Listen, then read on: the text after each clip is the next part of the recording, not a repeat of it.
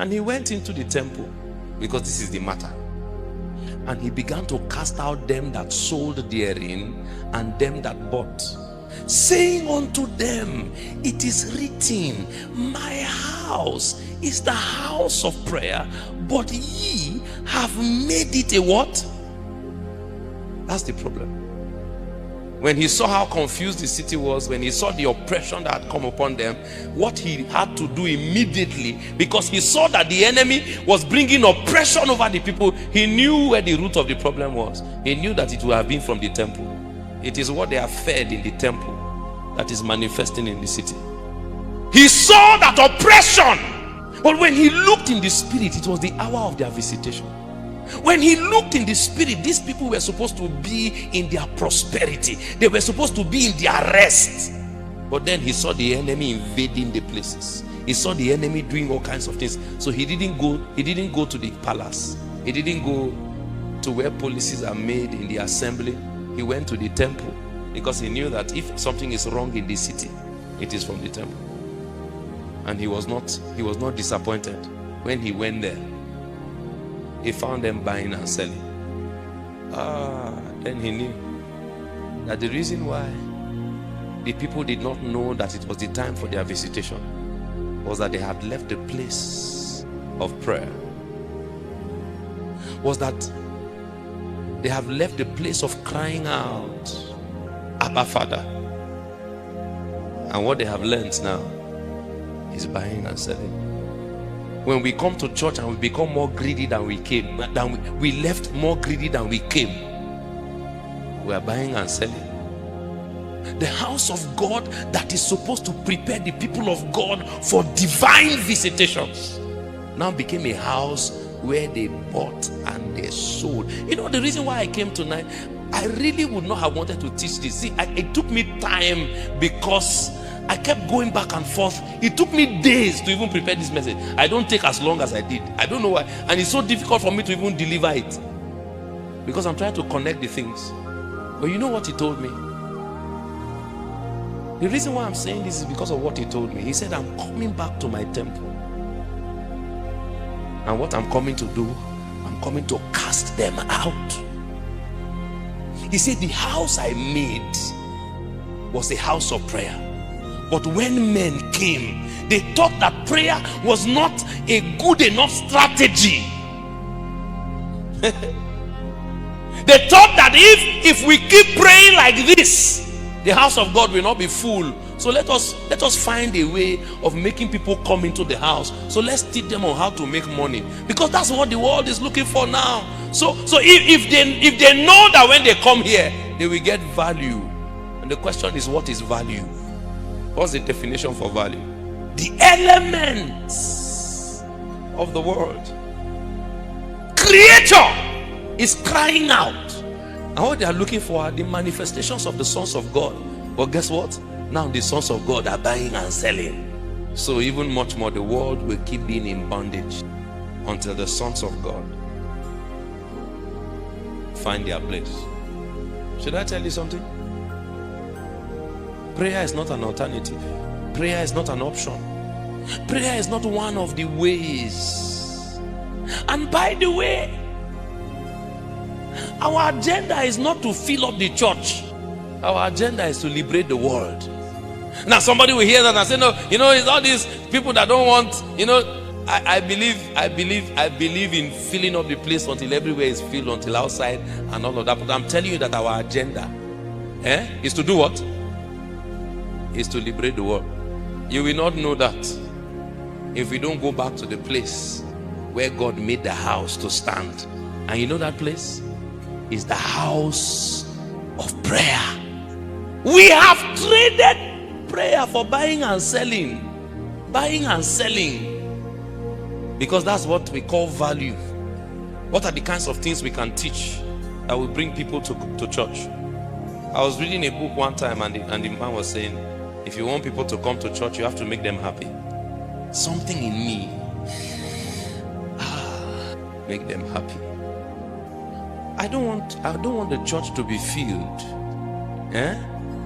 I don't want the church to be filled. And then we have politicians in the church that is filled. And those politicians that are coming to the church that is filled are buying chairs and microphone for us. And those same politicians are the gates that the devil uses to penetrate into the city. If there is a reason why we need a lot of them, if there is a reason why they should be in the house of God, is that they should hear the word of God, and then they will go into the city and they will implement the word from the house of God. Once a man begins to rise, they will come around him and give him money to shut his mouth so that he doesn't say many things. He said, my house shall be called the house of prayer. It is only when we begin to go back to the house that Jesus made that we will now begin to know when the times of our visitations have come. That is what will make our senses alive, so we can begin to prepare for him. So when he comes, we know. But do you know what? When God shows up in the average gathering of believers, we don't even know, and he's weeping.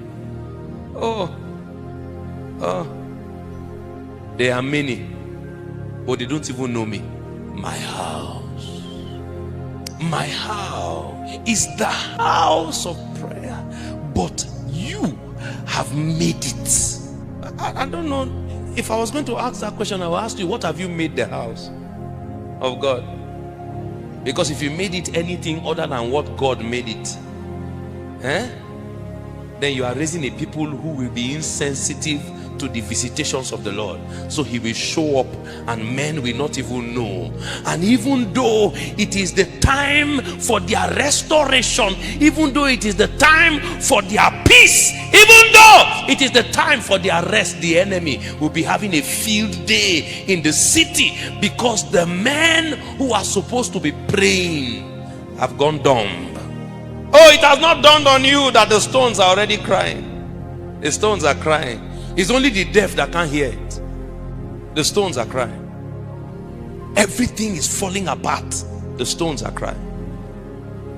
Corruption is having a field day because the stones are crying. Because righteousness and the men who are supposed to keep their mouths perpetually open have shut it. All you need to do is to just look at what's happening in the political space, and you will know that the stones are crying. I hope you know that as it stands now, except something supernatural happens, in the next election nothing will change. Oh, you don't know?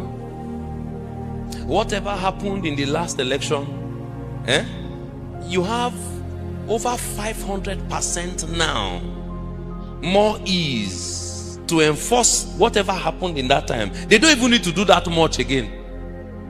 They don't need to do that much. The hard work has been done. It was done that time.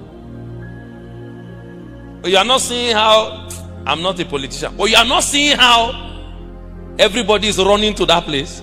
Even the places, the ones that you never believed will run there, they are running to that place. They are running. People, the first time, the same people who said, this is a terrible person, this cannot happen, they are the ones now saying, even if we come, what, and so.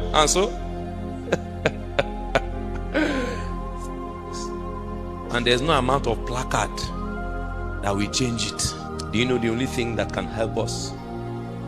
The only solution is the house of prayer. But when we go to the house of prayer, we find out that the house of prayer is empty. Do you know the one that is full is the people that are doing buying and selling? Because it seems to me as if when Jesus casted them out of the temple, they carried their table outside and they put it, and they are ringing their bell. Who will buy? Who will buy? And then people are gathering. But the house of prayer is empty. And prayer, that is supposed to be one of the greatest weapons of the house of God, has become the major struggle of the average believer. If the stones will be quiet, it will only be quiet when the sons of God cry out. I came to announce that Jesus is visiting his house again. And the call is simple. He wants to remind the body, oh my, that prayer is the only strategy that is required. Many things will be understood as we begin to pray, but we must pray first. They were interviewing one man. He's a minister, but somewhere in his 80s. And they asked him a question. They said, what will be the advice you would have given your younger self now that you are old? And the man said, if I saw my younger self and I was going to advise him, the counsel is simple. I will pray a lot and I will read my Bible a lot. Don't wait till you get old to find out. Don't wait till your old age to find out the power of prayer. Don't wait. I assure you, you may be taking it for granted now, but you don't know. You don't know. When you become old, that's when you will know that prayer is powerful. But there's nothing I can do about it again, because I had invested my strength in other things.